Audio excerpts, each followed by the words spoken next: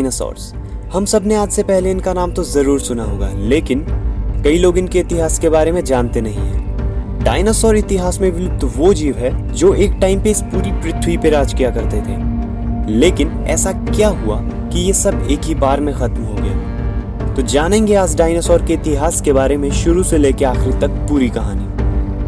माना जाता है कि डायनासोर 230 मिलियन साल पहले ट्राइएसिक काल के दौरान अस्तित्व में आए और क्रिटेशियस काल लगभग 65 मिलियन साल पहले तक अस्तित्व में रहे। डायनासोर्स ने धरती पर लगभग 170 मिलियन सालों तक राज किया।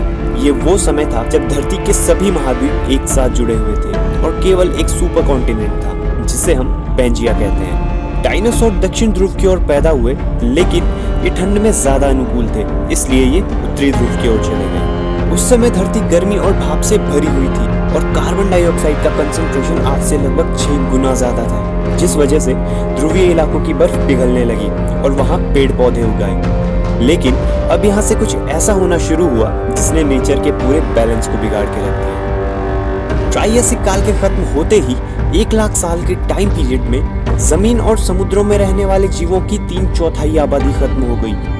बस कुछ बिलों में रहने वाले जीव, क्रोकोडाइल्स, टर्टल्स, कुछ मेमल्स और स्पेशली डायनासोर ही बच गए।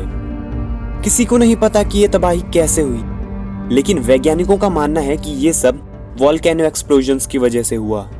माना जाता है कि ये विस्फोट सैकड़ों सालों तक चला।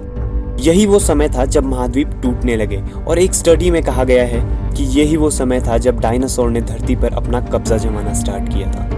लेकिन अब सोचने वाली बात यह है कि डायनासोर इस तबाही में भी कैसे सरवाइव कर गए।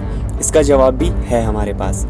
दरअसल जब ज्वालामुखी विस्फोट हुए, वोल्केनो एक्सप्लोजन हुए, तो उससे कार्बन डाइऑक्साइड, सल्फर डाइऑक्साइड जैसी गैसें रिलीज हुई और सल्फर डाइऑक्साइड और एरोसोल जब एटमॉस्फेयर में फैल गए तो इससे सनलाइट ब्लॉक हो गई और एनवायरनमेंट में कूलिंग स्टार्ट हो गई, जिससे कोल्ड ब्लड वाले जीव मारे गए। लेकिन डायनासोर ठंड के प्रति पहले से ही अनुकूल थे, जिससे वो सरवाइव कर गए। तो अब हम ये तो जान चुके हैं कि डायनासोर किस तरह अस्तित्व में आए और कैसे इन्होंने धरती पे अपना राज जमाया। लेकिन आज के समय में एक लंबे टाइम पीरियड के बाद हमें कैसे पता लगा कि डायनासोर कब और कैसे अस्तित्व में आए। डायनासोर के इतिहास के बारे में हमारे पास जो भी जानकारी आज है वो इनके जीवाश्म और अवशेष पर आधारित है। डायनासोर का सबसे पहला जीवाश्म रॉबर्ट प्लॉट द्वारा 1677 में खोजा गया था। ये एक डायनासोर की हड्डी थी, लेकिन उस समय पे डायनासोर की खोज नहीं हुई थी, जिस वजह से उनके विचार में वो एक बड़े इंसान की हड्डी थी। पहले डायनासोर के जीवाश्म को 19वीं सदी की शुरुआत में पहचाना गया था और इन जीवों को इंट्रोड्यूस करने के लिए सर रिचर्ड ओवन ने 1841 में इन्हें डायनासोर नाम दिया, जिसका मतलब होता है एक भयानक छिपकली। कहा जाता है कि जुरासिक काल के दौरान उड़ने वाले डायनासोर भी अस्तित्व में आए, जिनमें से एक थेरोपोड डायनासोर भी था।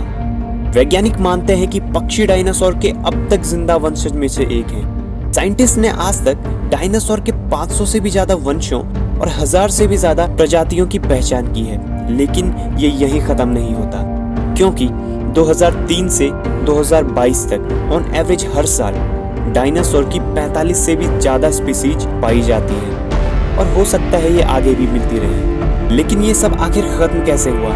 मतलब डायनासोर कैसे दुनिया भर से पूरी तरह गायब हो गए?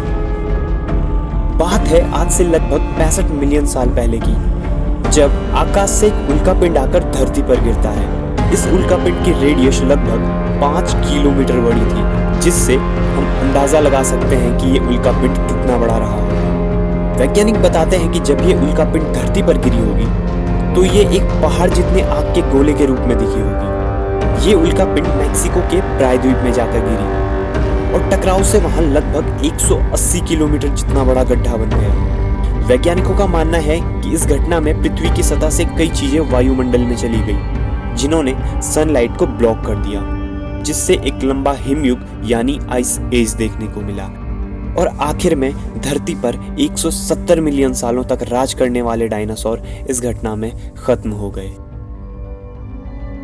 अगर वीडियो थोड़ा सा भी पसंद आया हो तो वीडियो को लाइक करना मत भूलिएगा और कमेंट में हमें इसी तरह की न्यू वीडियोस की एडवाइस देते रहिएगा।